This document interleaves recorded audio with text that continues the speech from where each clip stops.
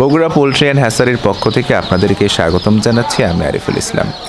আজকের ভিডিওতে আমরা বোর্ডিং প্রক্রিয়ার দ্বিতীয় দিন থেকে আপনি পঞ্চম দিন পর্যন্ত অর্থাৎ ভ্যাকসিন প্রদানের পূর্ব পর্যন্ত কি পদ্ধতি অবলম্বন করবেন সেই সম্পর্কে আমরা বলার চেষ্টা করব। আগের একটা ভিডিওতে কিন্তু বোর্ডিং প্রক্রিয়ার প্রথম দিন সম্পর্কে আমরা বলেছিলাম। যারা দেখেননি এখনও, লিঙ্ক দেওয়া থাকবে ডেসক্রিপশন বক্সে, আপনারা দয়া করে ওই ভিডিওটা দেখে নেবেন, তাহলে আপনাদের খুবই উপকার হবে। এখন দ্বিতীয় দিনে আপনি কি ঔষধ ব্যবহার করতে পারেন। দ্বিতীয় দিনে আমরা জানি ন্যাচারালি একজন খামারি 3 বার পানি দেয়, সেক্ষেত্রে ওষুধটাও ব্যবহার করতে হবে 3 বার। সকালে যখন আপনি পানি দেবেন সেই পানির সাথে আপনার ব্যবহার করতে হবে লাইসোভেট। আপনারা জানেন লাইসোভেট কিন্তু রোগ প্রতিরোধ ক্ষমতা অনেকাংশে বৃদ্ধি করতে পারে। তাছাড়াও লাইসোভেটের মধ্যে এমন কিছু উপাদান আছে, এমন কিছু গুণ আছে যেটা অন্য ওষুধের মধ্যে খুব কমই পাওয়া যায়। এখন সকালে আপনি লাইসোভেটের পানি দিলেন, দুপুরবেলা আপনি যে এই কাজটা করবেন, দুপুরবেলা আপনি ব্যবহার করবেন রেনামক্স প্লাস সেফা-1। এখন রেনামক্স প্লাস সেফা-1 কেন ব্যবহার করবেন? আপনারা জানেন দ্বিতীয় দিনেও কিন্তু মুরগির বাচ্চার যে নাভি আছে সেটা কাঁচাই থাকে, সেটা শুকানোর জন্য কিন্তু এটা খুবই দরকার। তাছাড়াও মুরগির অনেক সময় নিউমোনিয়া হয়, রোগ প্রতিরোধ ক্ষমতা কম থাকে, সেক্ষেত্রে কিন্তু নিউমোনিয়া প্রতিরোধেও কাজ করে সেফা-1 প্লাস রেনামক্স, দুইটা যদি আপনি একসাথে ব্যবহার করেন তাহলে কিন্তু মুরগির যে নাভি শুকানোর যে সমস্যা, তাছাড়া অন্যান্য সমস্যারও কিন্তু এটা কাজ করে, সেটা ভালো কাজ করবে। এবং যে রাতেও কিন্তু একই ডোজ আপনার দিতে হবে, সেফা-1 প্লাস রেনামক্স।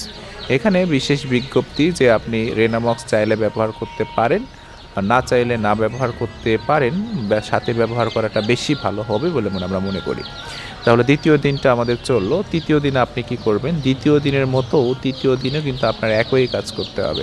সকালবেলা লাইসোভেটের পানি দেবেন, তার 8 ঘন্টা পরে বা দ্বিতীয়বার যখন আপনি পানি দেবেন তখন আপনি ব্যবহার করবেন সেফা-1 প্লাস রেনামক্স, এবং তৃতীয়বারে ব্যবহার করবেন সেফা-1 প্লাস রেনামক্স। এইভাবে আপনার দ্বিতীয় দিন গেল, তৃতীয় দিন, চতুর্থ দিনেও একই প্রক্রিয়া অবলম্বন করতে হবে।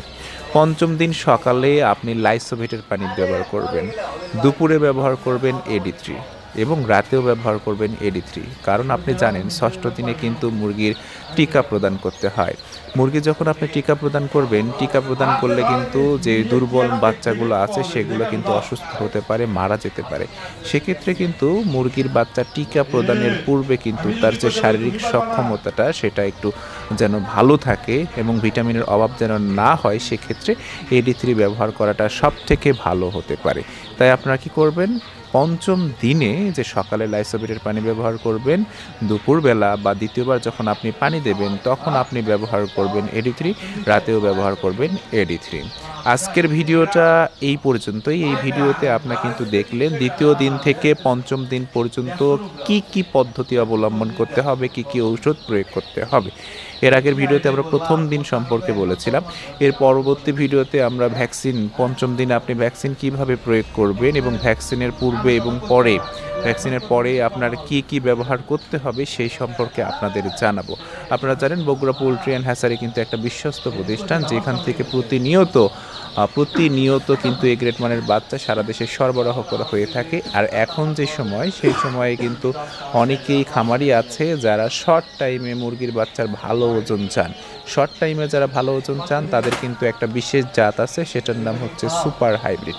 এই সুপার হাইব্রিড জাতে কিন্তু 50 থেকে 52 দিনের মধ্যে 1 কেজি আসে। 1 কেজি যদি আপনার নাও আসে, 900 গ্রামও আসে, সেক্ষেত্রে সোনালির মতো কিন্তু আপনি বাজারজাত করতে পারবেন এবং এখান থেকে কিন্তু আপনি লাভবান হতে পারেন। আর আপনারা মনে রাখবেন, যত দিন আপনি খামারে মুরগি রাখবেন বেশি দিন, তত কিন্তু রোগ আক্রান্ত হওয়ার সম্ভাবনা বেশি থাকবে, আপনার টেক কেয়ার বেশি করতে হবে। তাই শর্ট সময়ে আপনি যদি খামারটাকে, শেডটাকে একদম বিক্রি করে শেষ করে দিতে চান, তাহলে সুপার হাইব্রিডটা ভালো জাত হতে পারে। আর আপনারা যদি এ গ্রেড মানের বাচ্চা নিতে চান, স্ক্রিনে দেওয়া নাম্বার তো আছেই, আপনারা যোগাযোগ করতে পারেন।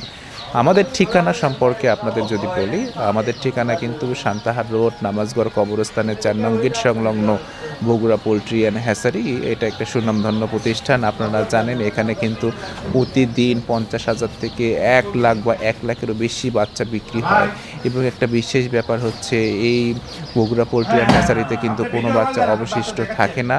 এবং আরেকটা বিশেষ ব্যাপার হচ্ছে আমরা কিন্তু রিজেক্ট বাচ্চা বা দুর্বল বাচ্চা কাউকে বা বিগ্রেড বাচ্চা কাউকে দেই না। এটা একটা সুনাম। আপনি যদি বগুড়া পোলট্রি অ্যান্ড হ্যাচারিতে সরাসরি এসে দেখে বাচ্চা নিতে চান, সেক্ষেত্রে একদিন আগে যোগাযোগ করার আমরা অনুরোধ করব। যোগাযোগ করে আপনি যদি বাচ্চা নিতে চান কনফার্ম করে তারপরে আসবেন। তাছাড়া আপনি যদি সরাসরি আসেন, এসে হয়তো বাচ্চা দেখলেন কিন্তু আমাদের বাচ্চা তো আগেই বিক্রি হয়ে যায়, সেই দিন হয়তো আপনি নাও পেতে পারেন বাচ্চা।